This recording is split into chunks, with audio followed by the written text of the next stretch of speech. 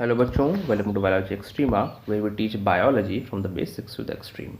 My self Keshav Bansal and आज हम इस वीडियो में क्या स्टडी करेंगे बेटा। आज हम इस वीडियो में ट्रांसलेशन स्टडी करेंगे, किसमें, प्रोकैरियोट्स में। तो जैसे कि हमने पहले जो डीएनए रेप्लिकेशन है या फिर ट्रांसक्रिप्शन है उसमें भी क्या है कि इंट्रोडक्टरी वीडियो सबसे पहले बताया है। ठीक है, इंट्रोडक्टरी वीडियो में बेटा हम क्या करते हैं, जैसे हमने ओरो में भी किया है कि जो प्रोसेस होता है यूजुअली 3 फेसेस में डिवाइड होता है, initiation, elongation and then termination. ठीक है, तो इन तीनों फेसेस को हम यहाँ पर एक समरी में, ठीक है, और काफ़ी डिटेल्ड वे में स्टडी करेंगे। ठीक है, फर्दर जिसको डिटेल्ड वे में स्टडी करना है उसके लिए बाद में हम अलग से तीनों पर सेपरेट वीडियो बनाएंगे। ठीक है, जहाँ पर हम बिल्कुल बेसिक से स्टार्ट करेंगे काफ़ी डिटेल्ड वे में।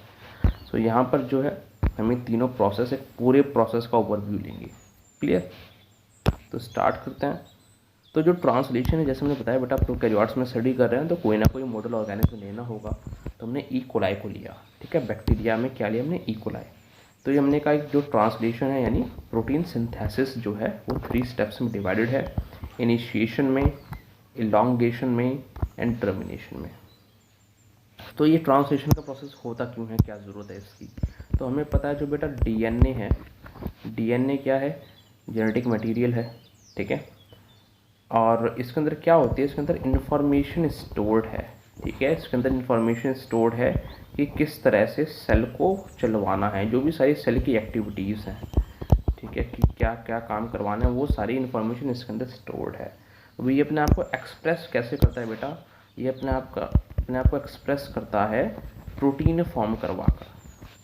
ठीक है, प्रोटीन फॉर्म करवा कर ये डीएनए जो है बेटा, जो डीएनए है वो प्रोटीन फॉर्म करवाकर अपने आप को क्या करेगा, वो अपने आप को एक्सप्रेस करेगा। ठीक है, बट अब एक प्रॉब्लम की बात क्या है कि ये खुद से आकर प्रोटीन नहीं फॉर्म कर सकता। ठीक है, डायरेक्टली प्रोटीन फॉर्म नहीं करता। तो ये डीएनए क्या करता है बेटा, ये डीएनए पहले आरएनए फॉर्म करेगा। कौन सा आरएनए, एमआरएनए। ठीक है, जिस प्रोसेस को हम क्या कहते हैं, जिस प्रोसेस को हम कहते हैं ट्रांसक्रिप्शन का प्रोसेस। ठीक है, फिर ये जो एमआरएनए है ये जाकर प्रोटीन फॉर्म करेगी, जिसे हम कहते हैं ट्रांसलेशन का प्रोसेस, जो हमारा आज का टॉपिक है। ठीक है, और जब डीएनए खुद को रेप्लिकेट करता है, डीएनए फॉर्म करता है, तो वो क्या होता है, डीएनए रेप्लिकेशन होता है। ठीक है, तो हमारा क्या फोकस है, हमारे फोकस ये है एमआरएनए से प्रोटीन फॉर्म करवाना। ठीक है, तो जो डीएनए है, डीएनए इंफॉर्मेशन दे रहा है एमआरएनए को, तो किस फॉर्म में दे रहा है।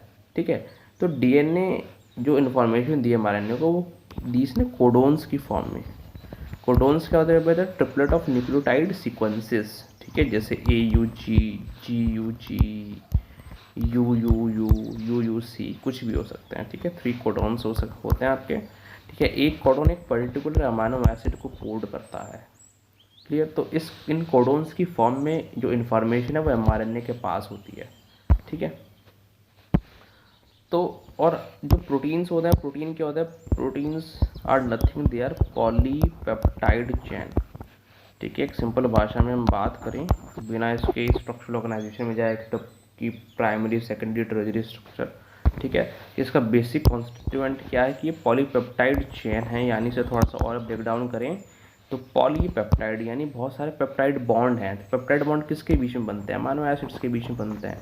ठीक है, तो ये जो हमारा अमीनो एसिड है, ठीक है, ये amino acid like beads in a string, जब मोतियों की माला होती है ना, बीड्स इन अ स्ट्रिंग। ठीक है, तो ये अमीनो एसिड्स हैं, हमारे जो बीड्स हैं, इन 2 अमीनो एसिड्स के बीच में क्या प्रेजेंट है, पेप्टाइड बॉन्ड। ठीक है, तो ऐसे बहुत सारे पेप्टाइड बॉन्ड यानी पॉलीपेप्टाइड बॉन्ड। ठीक है, तो अमीनो एसिड की चेन है, क्या पॉलीपेप्टाइड चेन है। तो ये होता है प्रोटीन्स। क्लियर, अब ये सब बनाने के लिए हमें कुछ कंपोनेंट्स रिक्वायर्ड होंगे। ठीक है, प्रोटीन ऐसे थोड़ी बन जाएंगे, कुछ कंपोनेंट्स हमें ऑलरेडी पता है क्या क्या है कि हमें एक तो क्या चाहिए बेटा, एक हमें चाहिए एमआरएनए जो इन्फॉर्मेशन लेके आएगा।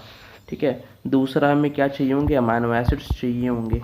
ठीक है, प्रोटीन फॉर्म करने के लिए, ये हमें पता चल गया।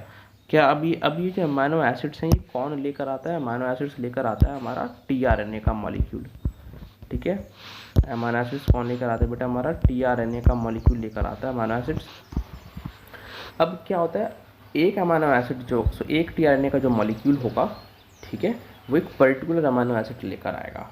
अगर आपने टीआरएनए का मॉलिक्यूलर स्ट्रक्चर स्टडी किया है तो आपको पता है इसके अंदर कितने ये 4 लूप प्रेजेंट होते हैं, ठीक है। डीएचयू लूप, यहाँ पर ये डीएचयू लूप होता है, यहाँ पर ये सूडोयूरिन लूप होता है, ठीक है। यहाँ पर हमारा अमीनो एसिड अटैच्ड होता है, ये हमारा एक पर्टिकुलर एक सिंगल अमीनो एसिड अटैच्ड होगा।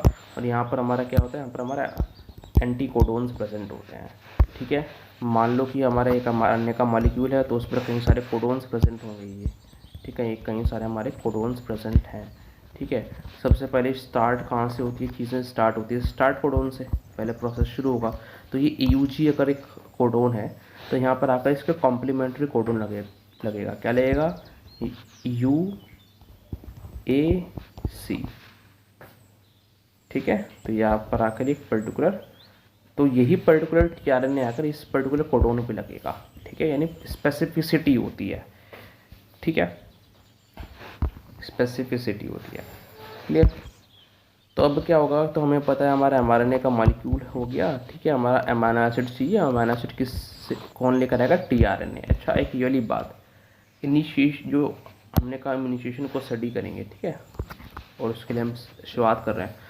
लेकिन क्या होता है, ट्रांसलेशन के इनिशिएशन होने से पहले, ठीक है, बिफोर इनिशिएशन ऑफ ट्रांसलेशन क्या होता है, जो ये हम प्रोसेस बता रहे हैं कि टीआरएनए के मॉलिक्यूल को चार्ज किया जाता है, ठीक है। ट्रांसलेशन के प्रोसेस से पहले टीआरएनए के मॉलिक्यूल को चार्ज किया जाएगा। इसका मतलब क्या है कि टीआरएनए से, बिकॉज हमें प्रोटीन सिंथेसिस करना है तो अमीनो एसिड्स जोड़ने हैं, तो अमीनो एसिड से जो टीआरएनए लेकर आएगा उस अमीनो एसिड को जोड़ना पड़ेगा ना टीआरएनए के मॉलिक्यूल के साथ। तो इसी प्रोसेस को कि अमीनो एसिड से जो हम टीआरएनए जोड़ रहे हैं उसे हम क्या कह रहे हैं कि हम टीआरएनए को एक्टिवेट कर रहे हैं, फिर हम कह सकते हैं टीआरएनए को चार्ज कर रहे हैं, ठीक है। और ये प्रोसेस जो होता है बेटा, ये ट्रांसलेशन से पहले होगा, ठीक। इसे ही हम कहते हैं चार्जिंग ऑफ टीआरएनए, क्लियर। तो हमारा एमआरएनए हो गया, हमारा टीआरएनए है जो अमीनो एसिड का मॉलिक्यूल लेकर आ रहा है। फिर हमें क्या रिक्वायर्ड होगा, हमें रिक्वायर्ड होंगे राइबोसोमल आरएनए। क्या रिक्वायर्ड होगा बेटा, राइबोसोमल आरएनए।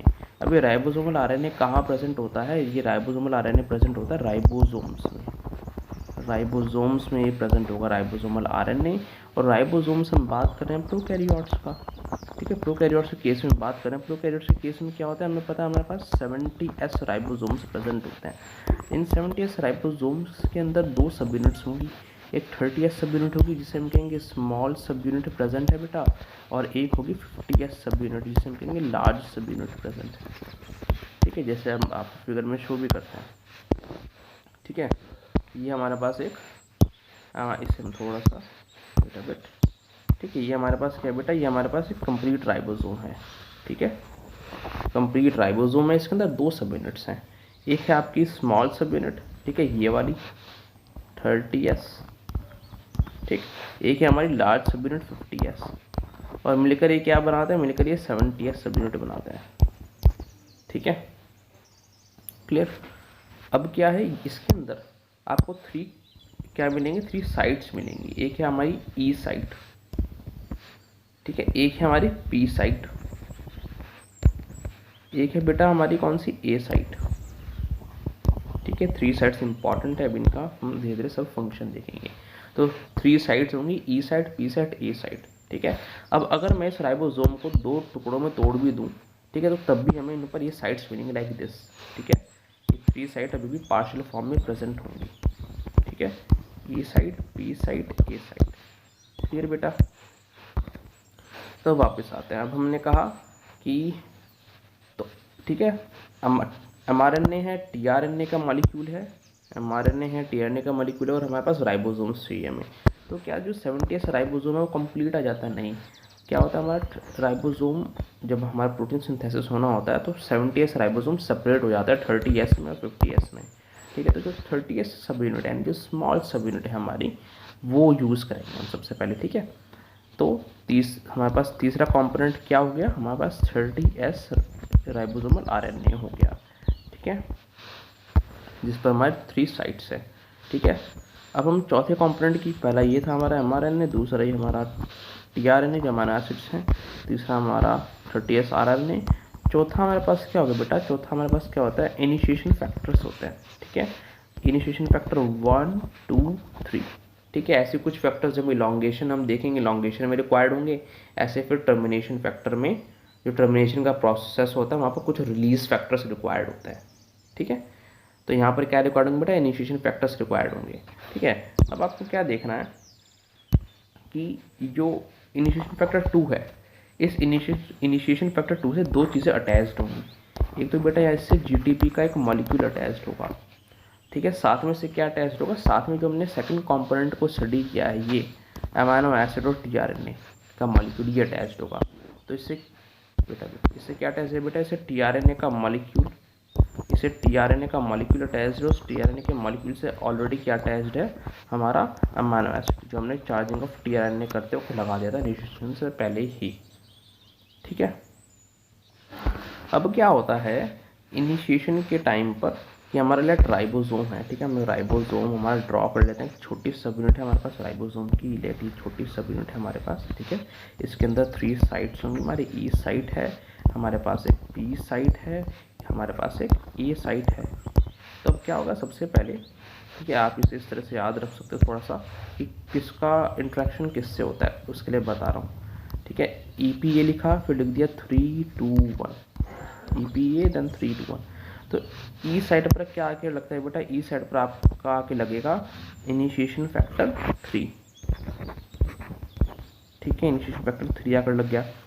ए साइड पर आपका क्या लगेगा, आपके आकर लगेगा इनिशिएशन फैक्टर 1। ठीक है, और ये इनिशिएशन फैक्टर 1 ही अपने साथ क्या लेकर आता है, इनिशिएशन फैक्टर 1 लेकर आता है अपने साथ इनिशिएशन फैक्टर 2 को, और जिससे हमें पता है क्या क्या अटैच्ड है, जैसे हमारा टीआरएनए का मॉलिक्यूल अटैच्ड है। ठीक है, उस टीआरएनए के मॉलिक्यूल पर हमारे क्या अटैच्ड है, अमाइनो एसिड अटैच्ड है। ठीक है, तो सबसे पहले क्या होगा बेटा, अगर हम सबसे पहले बात करें, सबसे पहले अटैचमेंट हो रही है इनिशिएशन फैक्टर्स की।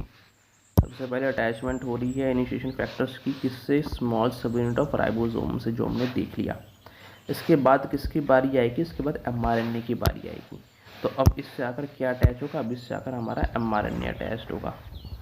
ठीक है, अभी जो एमआरएनए आकर बाइंड करेगा इसकी हम बात कर लेते हैं। ठीक है, अभी जो एमआरएनए होते हैं, हमने कहा इस पर क्या प्रेजेंट होंगे बेटा, इस पर कोडोन्स प्रेजेंट होंगे, जैसे एयूजी इनिशिएशन कोडोन, सबसे पहले यही प्रेजेंट होता है। ठीक है, इनिशिएशन कोडोन्स और भी हो सकते हैं, एयूजी हो सकता है। ठीक है, ये ट्रिक याद रखो, एयूजी लिख लिया, उसके बाद 2 यूजी लिख दो, फिर से वापस से एयूजी। तो ये आपके क्या है, 3 पॉसिबल स्टार्ट कोडोन्स हैं। सबसे ज़्यादा आपको कौन सा मिलेगा, कॉमनली एयूजी मिलेगा। ठीक है, तो एयूजी होगा सबसे पहले, उसके बाद और भी कोडोन्स आपको अटैच्ड होंगे। ठीक, तब कोडोन्स के ये वाली जो साइड होती है हमें पता है डाउन स्ट्रीम होती है। ठीक है, 5 प्राइम टू 3 प्राइम। ठीक है, और जो ऐसे हम जाएंगे टुवर्ड्स 5 प्राइम, तो क्या होगा, वो अपस्ट्रीम होगा। ठीक है, तो एयूजी जो स्टार्ट कोडोन है उससे क्या, उससे अपस्ट्रीम जो होगा बेटा, अपस्ट्रीम प्रेजेंट होगा क्या, हमारे एक सीक्वेंस प्रेजेंट होगा जिसे हम कहते हैं साइन डेलेगैर्नो सीक्वेंस। कहाँ प्रेजेंट है सारा, एमआरएनए पर प्रेजेंट है। एक सीक्वेंस प्रेजेंट है साइन डेलेगैर्नो सीक्वेंस, जो एक प्यूरिन रिच सीक्वेंस है। ठीक है, यानी आपको उसमें प्यूरिन बेसेस ज़्यादा मिलेंगे, जैसे ये एजी, फिर से एजीजी, ठीक है, फिर यू है। ठीक है, तो ये क्या होता है, साइन डेलेगैर्नो सीक्वेंस है जो अपस्ट्रीम प्रेजेंट है एमआरएनए पर, किसके, स्टार्ट कोडोन के। क्लियर, तो अब क्या होता है कि जो हमारा स्मॉल सब यूनिट है राइबोसोम की, इस पर एक रीजन होता है यहाँ पर। ठीक है, उसे हम कहते हैं 16S-RNA। ठीक है, जो हमारी स्मॉल सब यूनिट है उस पर ये रीजन प्रेजेंट है 16S राइबोसोमल आरएनए। तो इस 16S राइबोसोमल आरएनए और वो जो साइन डेलेगैर्नो सीक्वेंस है, ये दोनों एक दूसरे के कॉम्प्लीमेंट्री होते हैं। तो इनके बीच क्या होगी, बेस पेयरिंग होगी, जिसकी वजह से एमआरएनए जाकर किससे अटैच हो पाया, हमारा 30S यानी स्मॉल सब यूनिट से। अब जैसे ही इनके बीच में अटैचमेंट हुई, तो जो अटैचमेंट होने से अपने आप जो स्टार्ट कोडोन था वो किस जगह लाए करा आकर, वो अपने आप इस पार्शियल जो पी साइट है इस पर आकर लाए कर गया। ठीक है, अब क्या होगा, अब इस टीआरएनए के मॉलिक्यूल पे, अब देखो आप कह सकते हो एमआरएनए तो बाद में आकर लगा, तो हमें कैसे पता था कि कौन सा टीआरएनए लगाना है पहले, बिकॉज हमें पता है इनिशिएशन का प्रोसेस है, तो सबसे पहले स्टार्ट कोडोन आकर लगना है। ठीक है, तो स्टार्ट कोडोन के लिए हमें पता है कौन सा अमीनो एसिड लगेगा, बिकॉज हर टीआरएनए पर एक पर्टिकुलर एंटी कोडोन लूप होगा। ठीक है, जैसे ये है एयूजी का एंटी कोडोन क्या है बेटा, यूएसी। ठीक है, तो स्टार्ट कोडोन के लिए इसलिए पहले से ही पता था हमें स्टार्ट कोडोन आकर कौन सा लगाना है। ठीक है। तो IF2 पहले ही से ही वो लेकर आया जो स्टार्ट कोडोन के कॉम्प्लीमेंट्री होता है एंटीकोडोन, ठीक है। ये इस पर अमीनो एसिड अटैच्ड है, ठीक है। तो ये जो हमने फिगर ड्रॉ किया ये वही है सब, क्लियर, हमारा आँख भी लग गया। अब क्या होगा, इनिशिएशन फैक्टर्स बाइंड कर गए, उसके बाद क्या स्मॉल सब यूनिट से और mRNA उसके बाद आकर लगा अट्रैक्ट किया mRNA ने। अब क्या होगा बेटा कि ये जो आपका इनिशिएशन फैक्टर 2 है, ठीक है, इसके पास क्या था, टीआरएनए अटैच था। तो टीआरएनए में जो एंटीकोडोन है उसकी इंट्रैक्शन किसके साथ होगी, जो पी साइट पर AUG स्टार्ट कोडोन अटैच है, ठीक है। तो ये पी साइट पर जुड़ जाएगा टीआरएनए, ठीक है। पी साइट पर जो AUG है उससे जाकर बाइंड कर जाएगा, ठीक है, क्लियर। तो अब क्या हुआ, जैसे टीआरएनए हमारा बाइंड किया AUG कोडोन से एट जो कहाँ प्रेजेंट है mRNA के पी साइट पे, ठीक है, जो mRNA पी साइट पर लाई कर रहा है। तो इससे हमारा क्या हुआ, इनिशिएशन कॉम्प्लेक्स फॉर्म हो गया। जैसे ही कॉम्प्लेक्स फॉर्म हुआ तो हमारा क्या रिलीज हो गया, हमारा जो ये इनिशिएशन फैक्टर 3 है वो रिलीज हो गया, जो ई साइट पर लगा हुआ था एक तरीके से, ठीक है। अब क्या होता है, जो इनिशिएशन फैक्टर 3 होता है ना, उसका एक काम होता है कि जो लार्ज सब यूनिट है, जो 50S सब यूनिट है, उसे बाइंड ना होने देना, ठीक है, उसका काम यही होता है। तो जैसे ही ये हमारा इनिशिएशन फैक्टर 3 रिलीज हुआ तो अब हमारा आकर कौन लग सकता है, अब हमारा इजीली आकर क्या लग सकता है बेटा, ये लार्जर सब यूनिट आकर लग सकती है, ठीक है, लार्जर सब यूनिट आकर लग सकती है। अब जैसे ही लार्जर सब यूनिट आकर बाइंड करती है हमारी, वैसे ही क्या होगा, लार्जर सब यूनिट के बाइंड करने से क्या हुआ कि जो जीटीपी था, जीटीपी का जो मॉलिक्यूल अटैच था इनिशिएशन फैक्टर 2 से, उसका हाइड्रोलिसिस हो गया, और हाइड्रोलिसिस होने से वो जीडीपी में कन्वर्ट हो गया। और अब क्या हुआ, ये जीडीपी, ये इनिशिएशन फैक्टर 2 और इनिशिएशन फैक्टर 1 ये सारे के सारे क्या हो गए, रिलीज हो गए, ठीक है। तो अल्टीमेटली हमारा क्या बचा यहाँ पर, हमारा एक कंप्लीट 70S सब यूनिट बची है राइबोसोम की, और mRNA का मॉलिक्यूल अटैच्ड है, ठीक है। और जो पी साइट है, पी साइट पर क्या अटैच्ड है, हमारा एक टीआरएनए का मॉलिक्यूल अटैच्ड है, ठीक है, जिसे हम कहेंगे एमिनो एसाइल टीआरएनए, बिकॉज उस पर अमीनो एसिड लगा हुआ है, ठीक है। ये किस पर है, पी साइट पर, ठीक है, ध्यान रखना पी साइट पर, ठीक है। अब इसके बाद यहाँ हमारा इनिशिएशन का प्रोसेस खत्म हो जाता है। उसके बाद क्या होता है, इलॉन्गेशन का प्रोसेस शुरू होगा, जिसमें इलॉन्गेशन के फैक्टर्स जो हैं वो किसको लेके आएंगे, वो दूसरे टीआरएनए के मॉलिक्यूल को लेकर आएंगे और किस पर चिपकाएंगे, ए साइट पर चिपकाएंगे, ठीक है। तो आगे बढ़ने से पहले कुछ 2-3 चीज़ें हैं वो देख लेते हैं। जो भी सारा प्रोसेस है एक बार उसकी हल्की से समरी ले लेते हैं, ठीक है, ताकि हमें सारा पता चल जाए, हमारा जो कंसेप्ट पढ़ा वो रिवाइज हो जाए। वेट अ बिट, ठीक है। तो हमने कहा इनिशिएशन फैक्टर है, इनिशिएशन फैक्टर अगर बाइंड करेंगे स्मॉल सब यूनिट से, उसके बाद क्या होगा, वो फिर जाकर mRNA से बाइंड करेगा।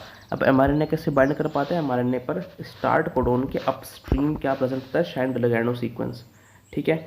उस स्ट्रैंड-लिगैंडो सीक्वेंस जो होता है वो कॉम्प्लीमेंट्री है, ठीक है, किसके, स्मॉल सब यूनिट यानी 30S सब यूनिट के जो 16S रीजन है, ठीक है। तो मतलब ये इस वजह से बाइंड कर पाता है। जैसे कि इससे बाइंड करेगा तो अपने आप जो स्टार्ट कोडोन होगा वो कहाँ आकर लाई करेगा, वो पार्शियल पी साइड पर आकर लाई करेगा, पार्शियली क्यों, बिकॉज कंप्लीट राइबोसोम प्रेजेंट नहीं है, बाकी आप पी साइड भी लिख सकते हो स्टिल, ठीक है। अब क्या होता है, ये सारी हम बातें बता चुके हैं कि ई जो इनिशिएशन फैक्टर 1 होता है वो ए साइड पर अटैच्ड है, ठीक है, और वो टीआरएनए को बाइंड होने से रोक रहा है, बिकॉज बाहर वहाँ पर और टीआरएनए भी तो प्रेजेंट है, ठीक है, वहाँ पर और टीआरएनए भी प्रेजेंट है। ये आकर पहले भी तो बाइंड कर सकता था, लेकिन ये कब आकर बाइंड किया, जब इनिशिएशन फैक्टर 1 रिलीज हो गया, क्योंकि ए साइड पर कौन बैठा था, इनिशिएशन फैक्टर 1 बैठा था, ठीक है। ऐसे इनिशिएशन फैक्टर 3 है, वो आपका ई साइड पर बैठा है, ठीक है, वो 30S सब यूनिट से जुड़ा हुआ है एक तरीके से, ठीक है। तो वो किससे प्रिवेंट होने से रोक रहा है, वो हमारा जो 30S जो लार्ज सब यूनिट है 50S सब यूनिट, उसे प्रिवेंट होने से उसे बाइंड करने से प्रिवेंट कर रहा है, ठीक है। तो जैसे हमें पता है कि हमारा ये रिलीज़ किया था, ये रिलीज़ किया इनिशिएशन फैक्टर 3, ठीक है, ऐसे हमारा एकदम से कौन आकर लग गया, लार्ज सब यूनिट आकर लग गई, क्लियर बेटा। उसके बाद की हम बात करते हैं। उसके बाद हमने क्या देखा कि जो इनिशिएशन फैक्टर 2 है उससे क्या है जुड़ा हुआ है, जीटीपी जुड़ा है और इनिशिएटर टीआरएनए जुड़ा है। अब देखो ये वाली बात, इस इनिशिएटर टीआरएनए से देखो यहाँ पर क्या जुड़ा है, फॉर्मल मेथियोनिन जुड़ा है, ठीक है, फॉर्मल मेथियोनिन। तो इसमें क्या होता है कि इसके अकॉर्डिंग तो जो हम फर्स्ट अमीनो एसिड जोड़ रहे हैं प्रोकैरियोट्स के अंदर वो क्या है, formyl methionine, N formyl methionine. ठीक है, तो मतलब जो भी पॉलीपेप्टाइड चेन बनेगी अमीनो एसिड कंप्लीट होने के बाद, मतलब प्रोटीन सिंथेसिस कंप्लीट होने के बाद, उसमें सबसे पहले अमीनो एसिड में क्या मिलना चाहिए, एन फॉर्मल मेथियोनिन मिलना चाहिए। ठीक है, बट ऐसा नहीं होता। क्यों नहीं होता ऐसा? बिकॉज जब ये प्रोसेस चल रहा होता है उसी टाइम पर हमें देखने को मिलता है कि एंजाइम होता है डीफॉर्माइलेशन एंजाइम। ठीक है, वो या तो ट्रांसलेशन के टाइम पर या फिर ट्रांसलेशन होने के बाद इस फॉर्माइल ग्रुप को रिमूव कर देता है। ठीक है, तो इसलिए हमारा फिर मेथियोनिन ही लगा हुआ होगा वहाँ पर। क्लियर? बट शुरुआत में एन फॉर्मल मेथियोनिन जरूर आता है। ठीक है, फॉर्माइल ग्रुप अटैच किया जाता है। क्लियर बेटा? वो क्या करता है, कुछ ना वो एक तरीके से कहीं ना कहीं बाइंडिंग को इनिशिएट कर, मतलब जो बाइंडिंग हो रही है ना उसे और अच्छे से अटैच करवाता है, मतलब। क्लियर? फिर हम बात करते हैं, तो जो स्टार्ट कोडॉन है, ठीक है, स्टार्ट कोडॉन और जो इनिशिएटर टीआरएनए है उसकी बेस पेयरिंग हुई हमारी। ठीक है, बेस पेयर होने से क्या हुआ, कुछ 30 मिनट के अंदर कॉन्फर्मेशन चेंज आए, जिसकी वजह से IF3 रिलीज हो गया। IF3 रिलीज होने के बाद अब हमारा लार्ज सेगमेंट आकर आराम से बाइंड कर सकता है, स्मॉल सब यूनिट से बाइंड करेगा, 70S इनिशिएशन कॉम्प्लेक्स फॉर्म करेगा। ठीक है, जैसे ही बाइंडिंग हुई लार्ज सब यूनिट की, तो GTP का हाइड्रोलिसिस हो गया। GTP का हाइड्रोलिसिस होने पर अब क्या हो, GDP में कन्वर्ट हो गया। ठीक है, और ये तीनों के तीनों चीज़ें इनिशिएशन फैक्टर 2, 1 और GDP, ठीक है, रिलीज हो गए। अब हमारा क्या बचा है वहाँ पर, 70S राइबोसोम बचा है। ठीक है, और वहाँ पर mRNA अटैच्ड है हमारा। ठीक है, और हमारा tRNA है जो पी साइड पर है। ठीक है, स्टार्ट कोडॉन से बाइंड है। क्लियर? तो हमारे इनिशिएशन का प्रोसेस हो गया। अब हम इलॉन्गेशन को स्टडी करते हैं। ठीक है, अब बेटा हम बात करेंगे इलॉन्गेशन की। ठीक है, इनिशिएशन हम ऑलरेडी पढ़ चुके हैं। क्लियर?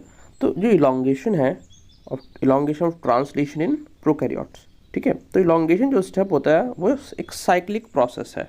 ठीक है, साइक्लिक प्रोसेस क्यों कह रहे हैं हम, कि हमने कहा कि इसके अंदर हम अमीनो एसिड्स को ऐड करते जा रहे हैं लगातार और एक बड़ी पेप्टाइड चेन फॉर्म कर रहे हैं। क्लियर?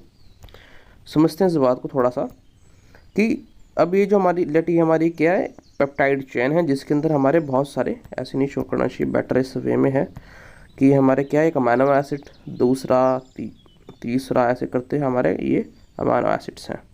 ठीक है, जिनके बीच क्या है बेटा, जिनके बीच पेप्टाइड बॉन्ड्स हैं। ठीक है, ये हमारी कंप्लीट पॉलीपेप्टाइड चेन है। ठीक है, अब हम देखते हैं इसके अंदर क्या क्या पार्ट्स हैं इस पूरे ट्रांसलेशन के प्रोसेस में। सबसे पहले हमने इनिशिएशन करवाया ट्रांसलेशन का। ठीक है, हमने इनिशिएशन करवाया। इनिशिएशन में क्या कराया बेटा, इनिशिएशन में हमने पहला वाला अमीनो एसिड लगवाया। ठीक है, जो इनिशिएटर टीआरएनए लेकर आया था, और भी कंपोनेंट्स थे यहाँ पर। ठीक है, हमारा राइबोसोम वगैरह प्रेजेंट है। ठीक है, mRNA प्रेजेंट है। क्लियर? ये सारी और बाकी फैक्टर्स होता है इनिशिएशन में, इनिशिएशन फैक्टर्स होंगे। तो हमारा कुल मिलाकर क्या हो, फर्स्ट अमीनो एसिड लेकर आया हमारा टीआरएनए, इनिशिएटर टीआरएनए। ठीक है, इलॉन्गेशन में क्या होता है, इलॉन्गेशन के अंदर, इलॉन्गेशन की अगर हम बात करेंगे, इलॉन्गेशन में क्या होगा, अब जो ऑल टीआरएनए हैं, ठीक है, उन्हें लाया जाए। वो क्या लेकर आएंगे, और अमीनो एसिड्स लेकर आएंगे। ठीक है, पहले एक की बात कर लेते हैं। अब इस चीज़ को हम सबको डिटेल में पढ़ेंगे क्योंकि इलॉन्गेशन है। ठीक है, क्या होगा, तो जो दूसरा टीआरएनए है, ठीक है, जो हमारा दूसरा टीआरएनए है, उसे कौन लेकर आएंगे, इलॉन्गेशन के फैक्टर्स। जैसे इनिशिएशन में इनिशिएशन फैक्टर था, वो टीआरएनए को लेकर आया था, कौन सा, इनिशिएशन फैक्टर 2। ऐसे यहाँ पर भी आपके इलॉन्गेशन फैक्टर्स होंगे। ठीक है, तो इसे हम पूरा इलॉन्गेशन लिख देते हैं क्योंकि इलॉन्गेशन की हम बात कर रहे हैं। ठीक है, तो इलॉन्गेशन में क्या होगा, इलॉन्गेशन फैक्टर्स होंगे। ठीक है, जो सारा काम करवाएंगे और जो टीआरएनए को लेकर आएंगे और यहाँ पर अमीनो एसिड चिपका देंगे। ठीक है, दूसरी चीज़ क्या होगी इस इलॉन्गेशन में, कि पेप्टाइड बॉन्ड का फॉर्मेशन होगा। ठीक है, अभी तक नहीं हुआ, अभी क्या होगा, पेप्टाइड बॉन्ड का फॉर्मेशन होगा उसके बाद हमारा। ठीक है, ये रहा पेप्टाइड बॉन्ड फॉर्म हो गया। ठीक है, अब ये जो स्टेप है बेटा, ठीक, अब ये स्टेप क्या होगा, बार बार रिपीट होता रहेगा। ठीक है, इस तरीके से एक साइक्लिक वे में बार बार चीज़ें चलती रहेंगी, जो भी कोडॉन होगा। ठीक है, बिकॉज कोडॉन के अकॉर्डिंग टीआरएनए अमीनो एसिड लेकर आएगा ना। ठीक है, तो जो भी कोडॉन mRNA पर होगा उसके अकॉर्डिंग पेप्टाइड सीक्वेंस जनरेट कर दिया जाएगा। और इसी तरीके से एक टाइम वो भी आएगा जब लास्ट टीआरएनए लगाया जाएगा।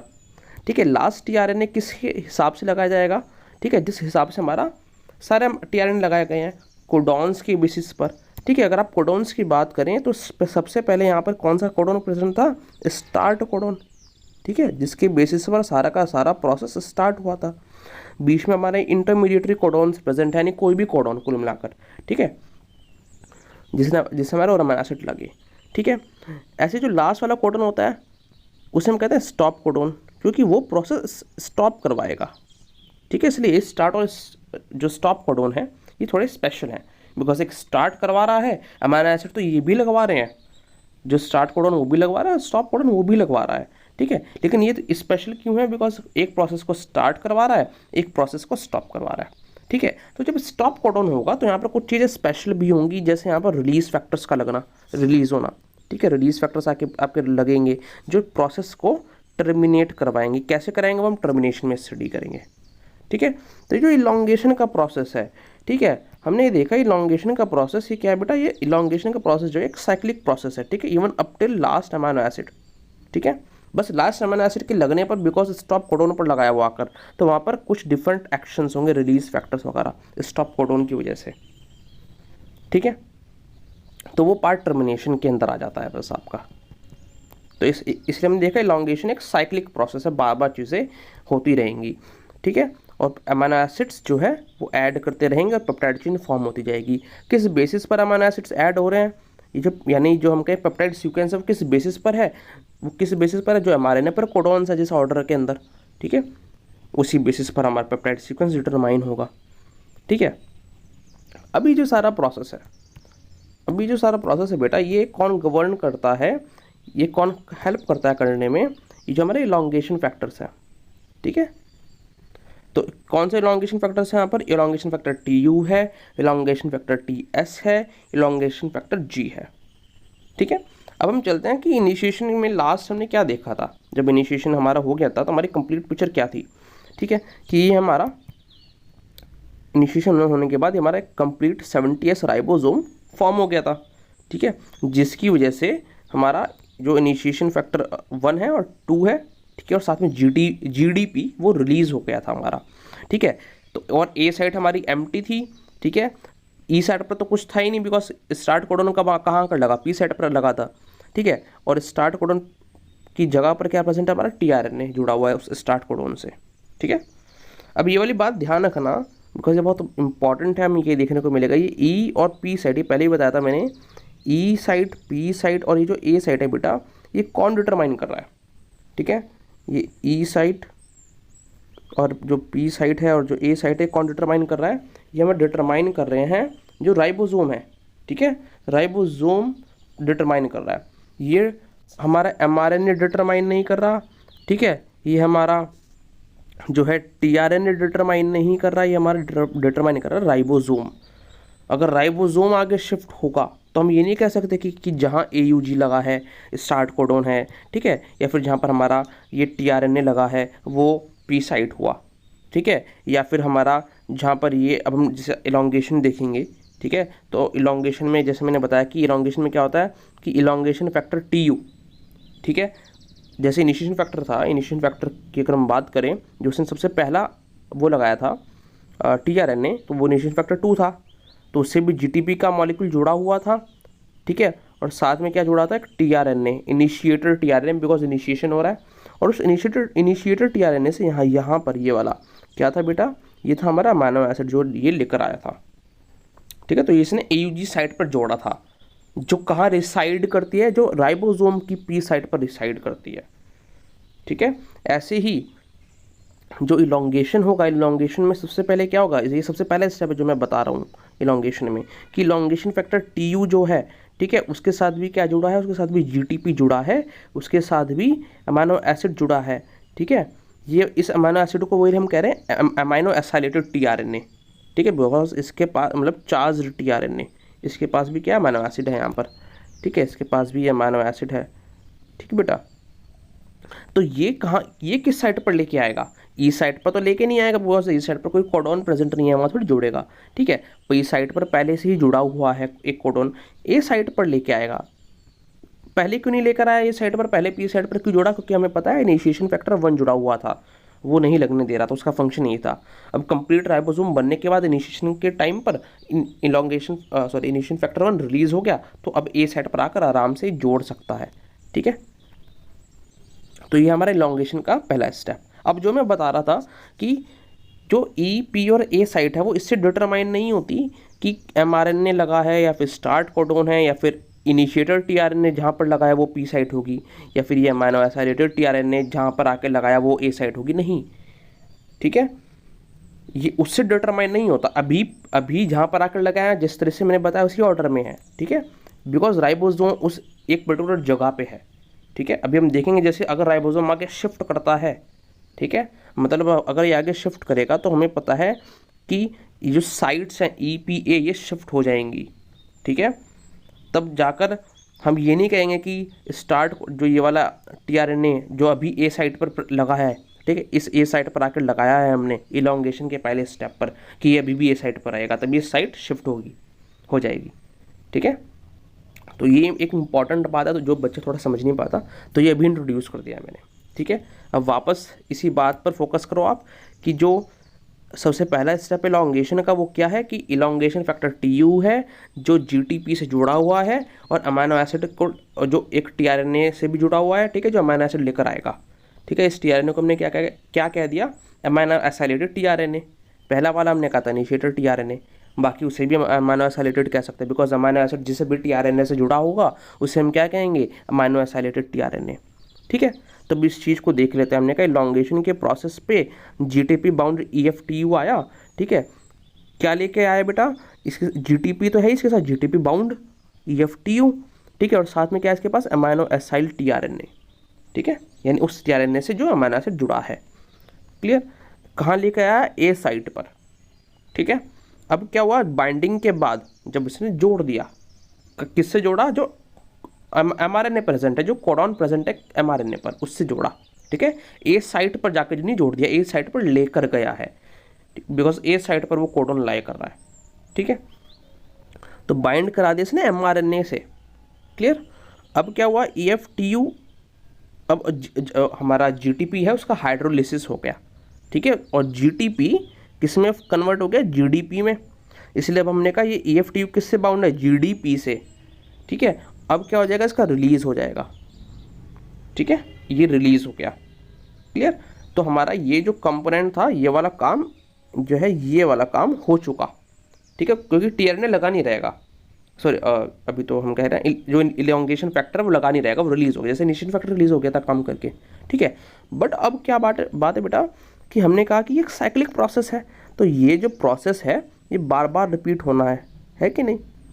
तो मतलब हमें बार बार इलॉन्गेशन फैक्टर जो टीयू है वो चाहिए होगा। ठीक है, लेकिन इलॉन्गेशन फैक्टर टीयू कब काम करेगा, जब उस पर जीडीपी की जगह जीटीपी जुड़ा हुआ होगा। ठीक है, मतलब हमें इसका रीजनरेशन करवाना भी बार बार ज़रूरी है ताकि ये बार बार इसी तरीके से काम करता रहे। अभी हम पेप्टाइड बॉन्ड पर भी आएंगे। ठीक है, कि पेप्टाइड बॉन्ड फॉर्मेशन कैसे होगा, ये अभी आपको ये बताया जा रहा है यहाँ पर कि इसके बाद इसका रीजनरेशन भी होता है। पहले रिलीज होगा, ठीक है, फिर रीजनरेशन होगा। क्लियर, रीजनरेशन होगा इसका, ताकि ये बार बार आकर यही सेम काम कर सके। क्लियर बेटा, तो हमने कहा क्या कहा कि इलॉन्गेशन के टाइम पर ए साइट पर आकर ये सारा काम हो चुका है। ठीक है, अब सेकंड चीज़ क्या आती है, अब तक हमने क्या कर दिया, अब इस फोटो पर चलते हैं। ठीक है, अब आपको ये फोटो दिखाएगा सही चीज़। ठीक है, ये हमारा राइबोसोम है, कंप्लीट राइबोसोम। ठीक है, ये हमारा जो इलॉन्गेशन फैक्टर है वो क्या हो गया बेटा, वो रिलीज़ हो गया, वो जा रहा है। ठीक है, इससे जीडीपी भी जुड़ा हुआ है। ठीक, हर एक चीज़ नहीं दिखाई जाती फोटो में। क्लियर, ठीक है, पी साइट है हमारी, ये हमारी ए साइट है, ये हमारी ई साइट है, एग्जिट साइट कहते हैं। अभी हम बताएंगे एग्जिट साइट क्यों कहते हैं इसे। ठीक है, तो पी साइट पर हमारा ये इनिशिएटर टीआरएन लगा है जिससे अभी अमाइनो एसिड अटैच्ड है उसका। ठीक है, और ऐसे हमारा ए साइट पर भी जो ये नया टीआरएन लगाया गया है उससे भी अमाइनो एसिड अटैच्ड है। ठीक है, तो और इसका अब जो है वो रीजनरेशन रिलीज होगा, फिर रीजनरेशन होगा, वो एक सेपरेट साइड प्रोसेस है जो चल रहा है। ठीक है, जिसमें हमारा कौन सा फैक्टर काम में आ रहा है, ईएफ कहाँ गया बेटा हमारा, EFTS ये रहा। ठीक है, अब दो हमारे इसका फंक्शन पता चल गया EFTU का। ठीक है। EFTS का फंक्शन हमें पता चल गया। एक हमारा आता है EFG, ठीक है, उसके हम बाद में अभी बात करेंगे, ठीक है। अब क्या हो रहा है बेटा कि अब दूसरी चीज़ क्या होगी, इसके बाद पेप्टाइड बॉन्ड का फॉर्मेशन होगा, ठीक है। पहला क्या होगा मैं लिख देता हूँ यहाँ पर, पेप्टाइड बॉन्ड का फॉर्मेशन होगा, ठीक है। पेप्टाइड बॉन्ड फॉर्मेशन हो गया, ठीक है, यानी जो पी साइट पर tRNA प्रेजेंट था, ठीक है। अभी मैं पढ़वाऊंगा, अभी मैं आपको ड्रॉ करके दिखा रहा हूँ, फिर मैं आपको रीड करवाऊंगा ताकि आराम से समझ में आए, ठीक है। थोड़ा सा वीडियो हल्का सा लंबा हो सकता है इस वजह से, ठीक है। तो पी साइट पर जो tRNA प्रेजेंट था उस पर जो अमीनो एसिड प्रेजेंट है उसके बीच, और जो ए साइट पर प्रेजेंट था tRNA उस पर जो अमीनो एसिड है उसके बीच क्या फॉर्म हुआ, पेप्टाइड बॉन्ड फॉर्म हुआ, ठीक है बेटा। दूसरी चीज़ क्या होगी, इसके बाद दूसरी चीज़ क्या हो रही है, इसके बाद दूसरी चीज़ हो रही है कि पेप्टाइड अमीनो एसिड का ट्रांसफ़र होगा, अमीनो एसिड का ट्रांसफ़र होगा। यानी जो ये पी साइट पर, देखो अभी ट्रांसफ़र करने से पहले, ठीक है, पी साइट पर जो tRNA है, ठीक है, पेप्टाइड बॉन्ड हमने फॉर्म कर दिया, ठीक है। पी साइट पर जो tRNA है वो क्या है बेटा, वो इनिशिएटर tRNA कह दो आप उसे ही हम, देखो टर्म्स ही बहुत समझने बहुत ज़रूरी है, ठीक है। इसे आप कह दो अमीनो एसाइलेटेड tRNA, क्यों, क्योंकि या फिर आप इसे कह दो चार्ज tRNA, ठीक है, चार्ज tRNA, कुछ भी कह सकते हैं। इनिशिएटर tRNA स्पेसिफिकली कहेंगे, ठीक है, क्यों, क्योंकि इनिशिएट किया था इसने, क्लियर। अमीनो एसिड tRNA क्यों कह रहे, बिकॉज ऑब्वियसली बात है अमीनो एसिड जुड़ा है तो अमीनो एसिड tRNA कहेंगे, अमीनो एसाइलेटेड, ठीक है, या फिर चार्ज tRNA भी कह सकते हैं, ठीक है। अब ये जो दोनों टर्म है ये हर एक उस tRNA के लिए अप्लाई होंगी जो जिससे अमीनो एसिड जुड़ा होगा, ठीक है। तो ये वाली टर्म इसके लिए भी अप्लाई हो रही है, क्लियर। तो अभी ट्रांसफ़र होने से पहले ये किस्सा है, लेकिन जब मैं इससे अमीनो एसिड, इस tRNA से अमीनो एसिड ट्रांसफ़र कर दूंगा, कहाँ ट्रांसफ़र कर दूंगा, इस वाले अमीनो एसिड पर, यहाँ पर, ठीक है, ट्रांसफ़र मैं कर दूंगा। ट्रांसफ़र करने के लिए क्या होगा, मुझे यहाँ से बॉन्ड तोड़ना पड़ेगा, इनके बीच में जो बॉन्ड बना हुआ है, ठीक है। तो मैं ट्रांसफ़र कर दूंगा, ठीक है। तो अब क्या होगा, ये जो tRNA था, initiator tRNA, amino acylated tRNA, कुछ भी कह लो, ठीक है, ये अब क्या हो गया, ये डीएसाइलेटेड tRNA हो गया। डीएसाइलेटेड क्यों, क्योंकि हमने इससे अमीनो एसिड को रिमूव कर दिया, ठीक है। तो ये किसके साथ हुआ, ये इनिशिएटर tRNA के साथ हुआ। ये किसके साथ हो बेटा, ये इनिशिएटर tRNA के साथ हो। यहाँ पर मैं लिख देता हूँ, वहाँ पर काफ़ी वेट अ बिट हॉच पॉच हो जाएगा, सॉरी, tRNA। तो ये जो अमीनो एसाइलेटेड था अभी क्या हो गया, इनिशिएटर लिख देता हूँ ताकि पहचान में रहे आपके, ठीक है। अभी क्या हो गया बेटा, ये tRNA इनिशिएटर तो अभी भी रहेगा, ठीक है, पहचान थोड़ी छीन ली इससे हमने, लेकिन अभी ये डीएसाइलेटेड हो गया, इस पर अमीनो एसिड नहीं रहा। ट्रांसफ़र आफ्टर ट्रांसफ़र, ठीक है। और जो हमारा, और ये अभी भी कहाँ पर है, ये अभी भी कहाँ पर है, ये अभी भी पी साइट पर है, ठीक है। अब देखो क्या होगा, नेक्स्ट चीज़ इंटरेस्टिंग, कि जो हमारा ए साइट पर प्रेजेंट था, ठीक है, उसका कुछ अलग से नाम तो है नहीं, अभी नहीं है, अभी आपको दिखेगा, ठीक है, उसका अलग से कुछ नाम तो है नहीं, बिकॉज वो भी एक tRNA है जो इलोंगेशन फैक्टर TU लेकर आया हमारा, ठीक है, इलोंगेशन फैक्टर TU लेकर आया है हमारा, ठीक है, TS रीजनेशन करवाएगा। तो ये जो tRNA है ये भी अमीनो एसाइलेटेड है, ठीक है, बिकॉज इससे भी एक अमीनो एसिड जुड़ा है। लेकिन आफ्टर द ट्रांसफ़र क्या हुआ, आफ्टर द ट्रांसफ़र अब इससे एक अमीनो एसिड थोड़ी जुड़ा है, अब इससे दो अमीनो एसिड जुड़े हैं, एक ये रहा, ठीक है, एक ये रहा, एक ये रहा, ठीक है, ये हमारे दो अमीनो एसिड जुड़े हैं इससे ट्रांसफ़र होने के बाद में, ठीक है। आप इसे ऐसे ले सकते हो, अगर मैं इसे एक बार को रब कर दूं और आप और चीज़ें इग्नोर करो, तो अब इससे क्या होगा कि लेट ये एक tRNA है, ये दूसरा tRNA है, और इससे क्या जुड़ा है, इससे ये दो अमीनो एसिड जुड़े हैं, ठीक है। तो मैं क्या कह सकता हूँ इसे कि डाईपेप्टाइड, बिकॉज बहुत सारे अमीनो एसिड की चेन क्या हो गई, पॉलीपेप्टाइड, और ऐसी चेन जिसमें दो अमीनो एसिड जुड़े हैं उसे मैंने कह दिया डाईपेप्टाइड। तो अब मैं इसे कह सकता हूँ, ठीक, ये डाईपेप्टाइडल, ठीक है, मैं इसे कह सकता हूँ पेप्टाइडल tRNA, क्योंकि इससे पेप्टाइड चेन जुड़ी है, ठीक है, पेप्टाइड चेन जुड़ी है, क्लियर, इसलिए हमने इस tRNA कहते हैं पेप्टाइडल tRNA। ये बात क्लियर। अब एक बार जो सारा है उसे रीड लेता थोड़ा सा, अच्छा, एक बहुत इंपॉर्टेंट बात कि ये क्या प्रोसेस अपने आप हो जाएगा? ट्रांसफ़र का जो हमने पेप्टाइड बॉन्ड फॉर्म करवाया है, जो हमने ट्रांसफ़र करवाया है, ये अपने आप नहीं होता। इससे कौन करवाता है? इसे एक एंजाइम कराता है जिसे हम कहते हैं पेप्टाइडल ट्रांसफरेज। पेप्टाइडल ट्रांसफरेज, ठीक है बेटा, ये एंजाइम करवाता है इसे। ठीक है, तो अब इस चीज़ को हम पढ़ते हैं। ठीक है, कि एंजाइम जो है पेप्टाइडल ट्रांसफरेज एंजाइम है, वो क्या करेगा? वो फॉर्मेशन कराएगा पेप्टाइड बॉन्ड का। ठीक है, किसके बीच करा रहा है? जो पी साइड पर टीआरएनए है और जो ए साइड पर टीआरएनए है। ठीक है, दो सेपरेट टीआरएनए हैं ये, इनके वो उनसे जो अमीनो एसिड अटैच्ड है उनके बीच। ठीक है, दूसरा इसने क्या करवाया? इसने ट्रांसफर कराया अमीनो एसिड का किस पे? जो पी साइड पर। अब हमें पता है पी साइड पर, पी साइड से थोड़ी अटैच्ड है, पी साइड पर जो टीआरएनए है उससे अटैच्ड है। ठीक है, किस पे चला गया? वो जो टी ए साइड पर टीआरएनए अटैच्ड है उस पर चला गया जो अमीनो एसिड है हमारा। ठीक है, इसी वजह से एक डीएसाइलेटेड टीआरएनए फॉर्म हुआ। ठीक है, जो पी साइड पर है अभी, पहले हमारा ये इनिशिएटेड टीआरएनए तो है। ठीक है, और जो हमारा ए साइड पर है, ठीक है, उस अब वो क्या बन गया? पेप्टाइडल टीआरएनए बन गया। क्यों? बिकॉज इसके पास डाइपेप्टाइड चेन है, या फिर आप कहते हो ग्रोइंग पेप्टाइड चेन, बिकॉज और अमीनो एसिड भी हम जोड़ेंगे आगे आगे। ठीक है, इतना प्रोसेस हो गया। क्लियर? अब क्या होगा? अब देखो, जो मैं आपको बात शुरू में समझा रहा था उसका सिग्निफिकेंस आएगा, वो बहुत ज़रूरी है। ठीक है, अब पेप्टाइडल ट्रांसफरेज रिएक्शन होने के बाद अब जो राइबोसोम है, राइबोसोम क्या करेगा? ट्रांसलोकेट करेगा, मतलब आगे बढ़ेगा। ठीक है, ट्रांसलोकेट करेगा मतलब आगे मूव करेगा। कितना आगे मूव करेगा? 3 न्यूक्लियोटाइड्स, या फिर आप कह सकते हो एक कोडोन, बिकॉज एक कोडोन यानी 3 न्यूक्लियोटाइड। ठीक है, अब वो ये जो एमआरएनए की चैन थी, इस एमआरएनए की चैन में आगे भी तो कोडोन्स हैं। ठीक है, तो अभी ये जो राइबोसोम है बेटा, मैं ये सब मिटा देता हूँ, ठीक है, ताकि हम थोड़ा आगे का कर सकें। अब ये जो सारा आपका अमीनो एसिड है ये, ठीक है, ये क्या करेगा? ये आगे शिफ्ट करेगा, आगे मूव करेगा, या फिर ऑफिशियल टर्म आगे ट्रांसलोकेट करेगा। कितना? एक न्यूक्लियोटाइड सीक्वेंस। अब इंपॉर्टेंट बात क्या है कि ट्रांसलोकेशन से पहले, बिफोर ट्रांसलोकेशन, ई साइट हमारी एम्प्टी थी।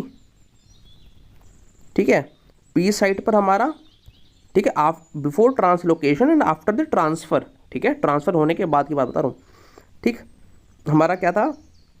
हमारा डीएसाइलेटेड टीआरएनए था। ठीक है, और हमारा ए साइट पर क्या था? ए साइट पर हमारा पेप्टाइडल टीआरएनए था। ठीक है, हमारा था पेप्टाइडल टीआरएनए, हाँ पेप्टाइडल टीआरएनए। ठीक है, यहाँ पर डीएसाइलेटेड टीआरएनए। क्लियर बेटा? अब क्या हुआ? ये जब राइबोसोम आगे शिफ्ट कर गया, ठीक है, अब ये इसीलिए इंपॉर्टेंट बात थी कि ये साइट इन राइबोसोम की है। ठीक है, और चीज़ों से साइट डिटरमाइन नहीं होती, साइट राइबोसोम से डिटरमाइन हो रही है। अगर राइबोसोम आगे बढ़ेगा तो साइट शिफ्ट हो जाएंगी। ठीक है, तो अब जो ई साइट थी वो कौन सी बन गई? वो ई साइट को छोड़ो, ई साइट तो कुछ नहीं बनी, जो ई साइट है वो आगे आ गई। ठीक है, मतलब पहले जो पी साइट थी अब वो क्या हो गई? ई साइट।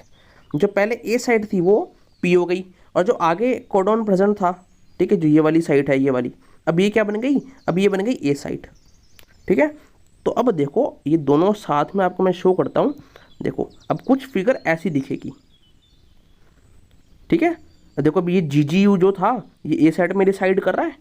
ठीक है, जो हमारा डीएसाइलेटेड टीआरएनए है ये हमारा, ठीक है, देखो अमीनो एसिड इससे नहीं जुड़ा हुआ है। अमीनो एसिड जो पेप्टाइड बॉन्ड, मतलब जो आपकी पेप्टाइड चैन है, ग्रोइंग पेप्टाइड चेन या डाई पेप्टाइड, बिकॉज अभी दो, देखो आपके अभी दो अमीनो एसिड जुड़े हैं। ठीक है, तो जो डीसाइलेटेड है ये कहाँ लाई कर रहा है? ये ई साइड पर अब लाई कर रहा है। ठीक है, ई साइड पर लाई कर रहा है।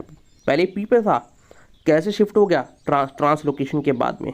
ठीक है, जो पेप्टाइडल टीआरएनए था जिसे डाईपेप्टाइड जुड़ा है वो अब पी साइड पर लाई कर रहा है। पहले कहाँ लाई कर रहा था? ए साइड पर। ठीक है, और ये ए साइड क्या हो गया? अब ये हमारी बेटा होगी, ये एम्प्टी हो गई।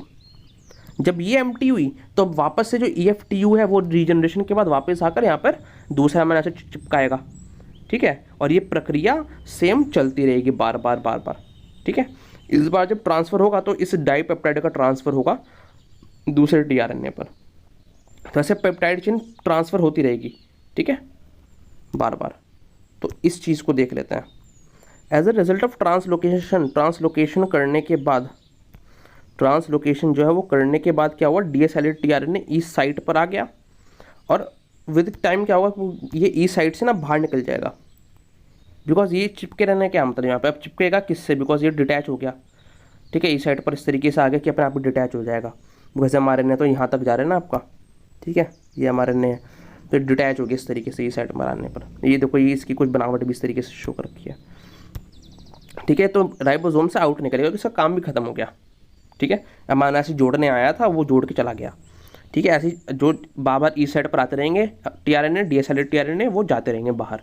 ठीक है, और एमआरएनए जो है, अच्छा इसने क्या किया, राइबोसोम कैसे मूव किया, राइबोसोम राइट की तरफ मूव किया, राइबोसोम हमारा राइट की तरफ मूव किया, है ना, ये राइट है, या फिर ढंग से बात करें तो 5 प्राइम टू 3 प्राइम डायरेक्शन की तरफ मूव किया ये।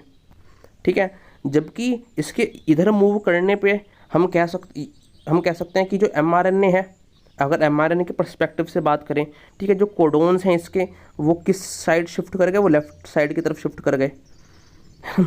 अगर हम इसके पर्सपेक्टिव से बात करें, ठीक है, तो वही बात लिखी है यहाँ पर कि जो एमआरएनए है, ठीक है, उसके कोडोन्स, उसका जो 3 न्यूक्लियोटाइड सीक्वेंस है कोडोन, ठीक है, वो लेफ्ट पर शिफ्ट कर गया।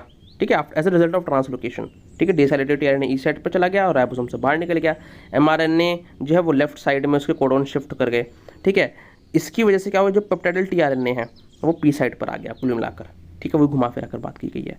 अब क्या हो गया बेटा, अब ट्रांसलोकेशन का जो स्टेप है, ठीक है, ये ट्रांसलोकेशन का स्टेप जो है, इसे कौन करवा रहा था, इसे करा था ईएफजी। ठीक है, जिसे हम ट्रांसलोकेस एंजाइम भी कहते हैं। ठीक है, और ये जीटीपी एनर्जी को यूटिलाइज करता है, जीटीपी को। ठीक है, और इलॉन्गेशन का जो प्रोसेस है वो बार बार इसी तरह रिपीट होता रहेगा, बिकॉज साइक्लिक प्रोसेस है। ठीक है, अब हम पढ़ेंगे टर्मिनेशन में क्या होता है। अब हम बात करेंगे बेटा टर्मिनेशन की। ठीक है, इनिशिएशन स्टडी कर लिया हमने, अब हमारा जो इलॉन्गेशन है उससे स्टडी कर लिया। ठीक है, तो अब क्या बात करते हैं टर्मिनेशन की। ठीक है, अब टर्मिनेशन क्या होगा कि जब हमारा प्रोटीन जो है बेटा, प्रोटीन सिंथेसिस हो गया कंप्लीट, यानी प्रोटीन बन चुका है, मतलब बात करें कि इनिशिएशन इलॉन्गेशन पे क्या था, ठीक है, कि हम जो साइक्लिक प्रोसेस था, अमीनो एसिड बार ऐड करते जा रहे थे, एक पेप्टाइड चेन हमने फॉर्म कर दी। तो जब हमने लास्ट अमीनो एसिड ऐड कर दिया जो हमें ऐड करना था, ठीक है, ये भी पी साइड पर प्रेजेंट है टीआरएनए, जिसने लास्ट अमीनो एसिड ऐड किया इसके अंदर, और उसी से हमारी सारी पेप्टाइड चेन जुड़ी होगी। ठीक है, उसी से हमारी सारी पेप्टाइड चेन जुड़ी होगी। इतना तो आपको अब समझ में आ रहा होगा इजीली। आई डोंट थिंक कि उतना डिटेल में जाने के बराबर ज़रूरत है। ठीक है, अब क्या होगा कि मैं फिगर से शो करता हूँ आपको कि इस पी साइड पर एक टीआरएनए था, ये वाला, ठीक है, जो इसमें ऐसे शो किया गया है। तो ये टीआरएनए था, इस टीआरएनए से आपकी पेप्टाइड चेन अटैच थी। ठीक है, ये पेप्टाइड चेन अटैच थी। ठीक है, अब क्या हुआ कि इस ए साइट पर, जब इस ए साइट पर एक स्पेसिफिक सेट ऑफ कोडोन्स आया, ठीक है, जिन्हें हम कहते हैं स्टॉप कोडोन। ये कौन कौन से कोडोन्स हो सकते हैं बेटा, ये हो सकते हैं यूएजी। ठीक है, पहले आप यूएजी ध्यान रखो, यूएजी, देन आपको क्या करना है, बस एजी को शिफ्ट कर दो, यूजीए। ठीक है, 2 तो ये हो गए, और लास्ट में आपको क्या करना है, यू ए। तो ये 3 क्या है बेटा, ये 3 हैं आपके स्टॉप कोडोन्स। ठीक है, जब ये ए साइट में एंटर करेंगे, और ए साइट में एंटर क्यों कर रहे हैं, बिकॉज हमें पता है राइबोसोम ट्रांसलोकेट कर रहा है, मूव कर रहा है along the mRNA in the 5 prime to 3 prime direction. सब इलॉन्गेशन में हमने देखा, तो ये साइट शिफ्ट्स होती हैं। ठीक है, तो जब ए साइट पर क्या आएगा, ठीक है, ए साइट पर आपका ये स्टॉप कोडोन्स आएंगे। तो ये स्टॉप कोडोन्स आने पर क्या होता है, कुछ स्पेशल चीज़ हमें देखने को मिलती है। क्या कि कुछ रिलीज फैक्टर्स आएंगे और इस स्टॉप कोडोन को रीड करेंगे। कौन कौन से रिलीज फैक्टर्स, उनके रिलीज फैक्टर्स की बात कर लेते हैं। रिलीज फैक्टर 1 और रिलीज फैक्टर 2 ये कैपेबिलिटी रखते हैं इन स्टॉप कोडोन्स को रिकॉग्नाइज करने की, उन्हें रीड करने की। ठीक है, अगर स्टॉप कोडोन्स आपके यूएए एंड यूएजी हुआ तो आर रिलीज फैक्टर 1 आएगा। अगर रिलीज फैक्टर 2 की हम बात करें तो वो किसे रिकॉग्नाइज करता है, यूएए एंड यूजीए को। ठीक है, तो यूएए कांस्टेंट है एंड इनका डिफरेंस है। ठीक है, तो हमें पता है कि कौन से आकर, कौन से प्रोटीन, कौन से रिलीज फैक्टर्स आकर इस कोडोन को रिकॉग्नाइज करेंगे।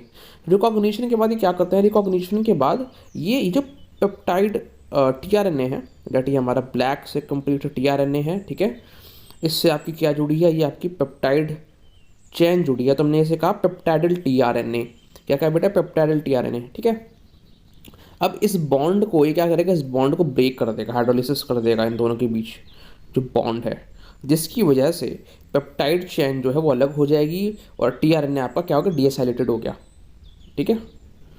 और फिर क्या होगा, ये ई साइड पर आएगा और रिलीज कर दे जाएगा, बस इसका कुछ काम नहीं है। पहले तो एमआरएनए के थ्रू जुड़ा हुआ था ना, इसका काम खत्म हो गया। क्लियर? तो ये हुआ अभी, लेकिन अभी भी रिलीज फैक्टर्स लगे हुए हैं वहाँ पर, ठीक है। और भी कंपोनेंट्स जो हैं आपके राइबोसोम के, जो कंपोनेंट्स हैं, ठीक है, ये कंप्लीट 70s असेंबली, ये एमआरएनए, ये सब चिपका हुआ है वहाँ पर, ठीक है। तो इस और रिलीज फैक्टर्स भी चिपके हुए हैं स्टॉप कोडोन से। तो अब इन्हें कौन रिमूव करवाता है? इन्हें रिमूव करवाता है रिलीज फैक्टर 3, ठीक है। रिलीज फैक्टर 3 क्या करता है? रिलीज फैक्टर 3 की बात करते हैं। ये डिसोसिएशन करेगा रिलीज फैक्टर 1 का और रिलीज फैक्टर 2 का, किससे? राइबोसोम से, आफ्टर टर्मिनेशन। साथ में और क्या क्या करवाता है ये? साथ में क्या करेगा ये कि ये जो भी आपके पॉलीपेप्टाइड है, ठीक है, इसके बाद क्या क्या चीज़ें होंगी इसकी बात करते हैं। मेन तो क्या करता है, रिलीज़ करवाता है, ठीक है, डिसोसिएट कर देगा पूरी जो हमारी प्रोटीन मशीनरी थी, ठीक है। बिकॉज वापस से प्रोटीन सिंथेसिस होगा तो राइबोसोम्स को डिसोसिएट होना ज़रूरी है, बिकॉज हमें पता है कि 30 सब यूनिट पहले यूज़ होगी, देन बाद में बड़ी सब यूनिट आती है, ठीक है। एमआरएनए काम पूरा हो गया तो उसे हम रिमूव कर रहे हैं, तो ये सारी असेंबली को डिसेंबल किया जा रहा है, ठीक है। सारे कंपोनेंट्स को काम खत्म होने के बाद अपनी जगह भेजा जाएगा, ठीक है, चाहे जो भी किया जाए, डिसअसेंबली हो रही है। क्लियर? तो ये सब हो रहा है। और जो प्रोटीन फॉर्म हुआ है ये सिर्फ प्राइमरी स्ट्रक्चर है, इसकी भी फर्दर फोल्डिंग होगी into secondary, tertiary and then quaternary structure, जब भी जाकर फंक्शनल फॉर्म में आ पाता है अपनी। क्लियर? तो ये सब काम होता है रिलीज फैक्टर्स के, तो ये सब टर्मिनेशन के अंदर हो रहा है, ठीक है।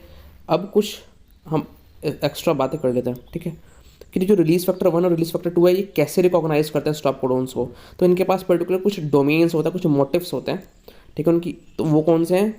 पैट मतलब प्रोलीन, एलेनिन, थ्रियोनिन, ये एक्स्ट्रा इन्फॉर्मेशन आप याद कर सकते हो। कौन रिकॉग्नाइज करता है? Release factor 1।